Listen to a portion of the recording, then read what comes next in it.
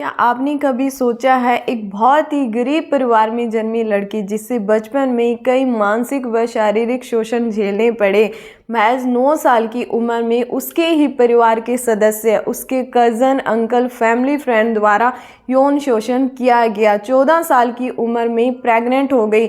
अपनी pre mature delivery के कारण अपने बच्चे को बचा नहीं पाई। इतना सब कुछ झेलने के बावजूद इन सब मुश्किलों से बाहर निकलकर वो दुनिया की सबसे पहली ब्लैक बिलियनियर बने। वो अरबपति बिजनेस टाइकून 20वीं शताब्दी की सबसे अमीर अफ्रीकन अमेरिकन बने। नमस्कार दोस्तों, आपका आपके YouTube channel clarity of life में स्वागत है। आज हम जिस लेडी की बात करें, जिस महिला की बात करें, वो है ओपरा विनफ्रे, जो एक स्टोरी नहीं है, हमारे लिए प्रेरणा का स्रोत है। इसीलिए इस वीडियो को आप अपने बच्चों व परिवार की महिलाओं के साथ जरूर साझा करें। वीडियो को लाइक, शेयर और चैनल को सब्सक्राइब करना न भूलें। तो चलो स्टार्ट करते हैं हमारा आज का वीडियो। ओपरा विनफ्रे का जन्म 1954 में बहुत ही गरीब अफ्रीकी अमेरिकन परिवार में हुआ। जब ओपरा 9 साल की थी तब पहली बार उनके साथ उनकी किसी नोन ने यौन उत्पीड़न की घटना की, यौन शोषण किया। उन्हें उनके रंग, रूप, गरीबी, पहनावे के लिए गिल्ट फील करवाया जाता, शेम फील करवाया जाता और यौन उत्पीड़न की घटना इतनी बढ़ गई, इतना शोषण किया कि उन्होंने महज 13 साल की उम्र में, यानी अपने किशोरावस्था में कदम रखते ही अपना घर छोड़ दिया। सबसे पहले उन्होंने ग्रोसरी स्टोर पर काम स्टार्ट किया। 14 साल की उम्र में वो प्रेग्नेंट हो गई। प्री मैच्योर डिलीवरी के कारण अपने बच्चे को नहीं बचा पाई। इतना सब कुछ सहने के बावजूद ओपरा ने हार नहीं मानी। उन्होंने पढ़ाई में अपनी ताकत को ढूंढा। उन्होंने स्कॉलरशिप लेकर स्टेट यूनिवर्सिटी में दाखिला लिया। ओपरा ने अपना करियर एक रेडियो एंकर के रूप में स्टार्ट किया। लोगों द्वारा उनकी आवाज़, उनके बातचीत करने का तरीका पसंद किया गया, लेकिन इन सब के बावजूद टीवी चैनल ने उन्हें ये कहकर निकाल दिया कि आप इसके लिए अनफिट हो। ओपरा ने हार अब भी नहीं मानी। 1983 में शिकागो में उन्हें एक 3rd ग्रेड के टॉक शो में काम मिला। ओपरा ने अपनी लगन व मेहनत के कारण उस शो को 3rd ग्रेड से 1st ग्रेड पर ले आई। तो ऐसी है हमारी ओपरा विनफ्रे। 1986 में ओपरा विनफ्रे ने अपना यानी the Oprah Winfrey talk show की शुरुआत की। इस शो ने टेलीविज़न की दुनिया में इतिहास रच दिया। दुनिया भर में सबसे ज़्यादा देखने वाला टॉक शो था the Oprah Winfrey talk show. Oprah Winfrey ने इस टॉक शो में माइकल जैक्सन को इनवाइट किया, उनके साथ टॉक किया। Here you were, Michael Jackson, with hits. You all had so many hits. 4 hits. जो कि दुनिया भर में सबसे ज़्यादा देखे जाने वाला पहला टॉक शो है। ओपरा ने अपनी इस जर्नी को जारी रखा। उन्होंने बिजनेस किया, बिजनेस टाइकून बन गई। उन्होंने मीडिया एम्पायर खड़ा कर दिया। अब जो हमारी ओपरा विनफ्रे है वो क्वीन ऑफ मीडिया बन चुकी है। Oprah's actions were less about journalism and music history.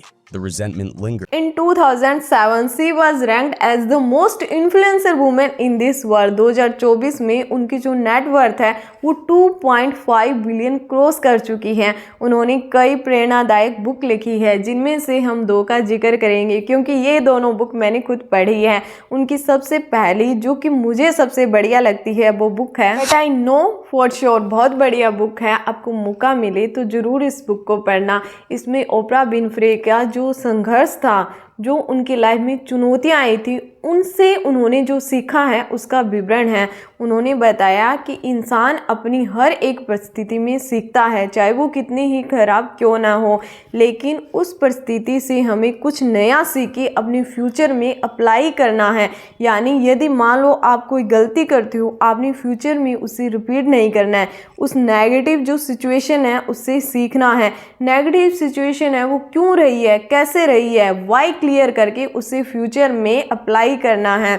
Second उनकी बुक आती है द पाथ मेड क्लियर, जो कि बहुत बढ़िया बुक है। इसमें ओपरा विनफ्रे जी ने बताया कि जो हमारा जीवन है उसका सबसे पहले हमें पर्पस फाइंड आउट करना है, उद्देश्य क्या है, एंड उसी उद्देश्य को, पर्पस को फाइंड आउट करके उसे फुलफिल करने के लिए, उसे अचीव करने के लिए हमें संघर्ष करना है। एंड हर व्यक्ति की लाइफ में संघर्ष आएंगे, चुनौतियाँ आएंगी, लेकिन आगे वही व्यक्ति बढ़ता है जो उन चुनौतियों को जीत लेता है, उन चुनौतियों के ऊपर विनिंग प्राप्त करता है, जैसे ओपरा विनफ्रे जी ने की थी। ओपरा विनफ्रे जी को कई अवार्ड भी मिले थे। आपकी नॉलेज के लिए बता दूं कि ओपरा विनफ्रे का जो मैरिड लाइफ है, जो शादीशुदा जीवन है, बहुत अच्छा होने के बावजूद उन्होंने माँ बनना पसंद नहीं किया because of childhood trauma. The message that was sent to my childhood brain is that you are not safe in your own home. Oprah Winfrey का जो चाइल्डहुड पीरियड था, बाल्यावस्था थी, वो बहुत ही संघर्ष व कठिनाई से भरी हुई थी। इसीलिए उन्होंने बच्चा न करने का डिसीजन लिया। लेकिन आज ओपरा विनफ्रे हजारों लाखों गरीब परिवार के बच्चों को ही अपना बच्चा समझती है। वो उनकी शिक्षा का खर्चा निर्वाह करती है, स्कूल खोले हैं एंड महिलाओं को आगे बढ़ने के लिए प्रेरित करती है, मोटिवेट करती है। तो ऐसी है जी हमारी ओपरा विनफ्रे। यदि इनकी जो लाइफ हिस्ट्री है वो चेक करें तो उनसे 3 बातें निकलकर सामने आती है, 3 लर्निंग आती हैं। सबसे पहले, जिस चीज़ के ऊपर आपका कोई कंट्रोल नहीं है, यानी आपका रंग कैसा है, आपकी हाइट कैसी है, आपकी शक्ल सूरत कैसी है, आप किस परिवार में जन्मे हो, अमीर परिवार में जन्म हुआ है या गरीब परिवार में जन्म हुआ है, इन चीज़ों के ऊपर आपका कोई कंट्रोल नहीं है। इसीलिए जिन चीज़ों को आप चेंज नहीं कर सकते, जिनके ऊपर आपका कंट्रोल नहीं है, आपने अपनी एनर्जी, एफर्ट, अपना समय उन चीज़ों को नहीं देना है। आपने अपनी एनर्जी, एफर्ट, समय उन चीज़ों को देना है जिसे आप चेंज कर सकते हो। जैसे मान लो कोई व्यक्ति है, उसका कलर है वो काला है। अब ये व्यक्ति अपना कलर तो चेंज नहीं कर सकता, लेकिन ये व्यक्ति कामयाब होकर कुछ नया ग्रेड करके अपनी चमक बना सकता है, दुनिया में अपना नाम बना सकता है। तो इस व्यक्ति ने जो काला रंग है उसके ऊपर ध्यान नहीं देना है कि मैं कैसे गोरा बन जाऊं, इसमें ध्यान देना है कि मैं किस प्रकार से अपना एक ओरा बनाऊं, अपनी चमक ऐसी बनाऊं कि जो मेरे रंग से नहीं, मेरी कामयाबी से डिसाइड हो। तो उसी प्रकार से ओपरा जी कहती हैं कि आपका जो फिजिकल स्ट्रक्चर है जिसे आप चेंज नहीं कर सकते, आप गरीब परिवार में जन्मे हो या अमीर परिवार में जन्मे हो, इन सब चीज़ों को आपने दरकिनार करके अपने जीवन में आगे बढ़ना है। दूसरा, जो आपका अतीत है यानी जो आपका पास्ट है, उसे कभी भी आपके आगे आने वाले भविष्य में बाधा न बनने दे। इसके ऊपर रामधारी सिंह दिनकर जी द्वारा 1-2 लाइनें लिखी थी, वो याद आ रही हैं। और कौन है पड़ा नहीं जो कभी पापकारा में, किसके वसन भीगे नहीं बेतरने की धारा में। यानी इस दुनिया में ऐसा कोई व्यक्ति नहीं है जिससे कोई गलती ना हो, जिससे कोई पाप ना हो, या उस व्यक्ति के साथ किसी दूसरे व्यक्ति ने गलत न किया हो। लेकिन जो हमारा पास्ट है उसे हमें साइड में रखना है, उससे हमें लर्निंग करनी है, लेकिन वो हमारे भविष्य में बाधा नहीं बनना चाहिए। ओपरा जी की बात करें तो उनका जो चाइल्डहुड पीरियड रहा था, बचपन में, उनके किशोरावस्था में, जहाँ उन्होंने काम किया, जहाँ उनका घर था, परिवार था, जिस स्कूल में वो पढ़ने गए, हर एक समय उनका शोषण किया गया। उनकी रंग, रूप, शक्ल, गरीबी आदि के ऊपर क्वेश्चन राइज होते, गिल्ट फील करवाया जाता, शेम फील करवाया जाता। इन सब के बावजूद उन्होंने अपने अतीत को साइड में रखा। वो हर एक अपनी अतीत की सिचुएशन थी उनसे लर्निंग करते और अपने भविष्य को संवारते गए।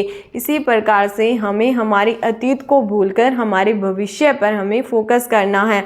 तीसरा, अगर आप अपने जीवन में आने वाली कठिनाइयों से, संघर्षों से, फेलियर से, असफलताओं से सीख कर अपने जीवन में आगे बढ़ते हो, खड़े होते हो, तो आपको कोई व्यक्ति चाह कर भी गिरा नहीं सकता। लेकिन यदि आप उन हार से, उन फेलियर से हताश हो जाते हो, हार जाते हो, बैठ जाते हो, तो कोई दूसरा व्यक्ति चाह कर भी आपको खड़ा नहीं कर सकता। इसीलिए माय डियर फ्रेंड, जो हमारे जीवन में दर्द आता है, सबके लाइफ में आता है, सबके लाइफ में संघर्ष आती हैं, चुनौतियाँ आती हैं, स्ट्रगल आती हैं, बट हमें उनसे फेस करना है, अपने जीवन में आगे बढ़ना है। आप भी अपने जीवन में आगे बढ़ते रहिए, खुश रहिए। तो ये थी हमारी वीडियो। यदि आपको वीडियो पसंद आई है, वीडियो को लाइक करें, शेयर करें एंड चैनल पर नए हो तो चैनल को सब्सक्राइब करें। मिलते हैं नेक्स्ट वीडियो में, तब तक के लिए धन्यवाद।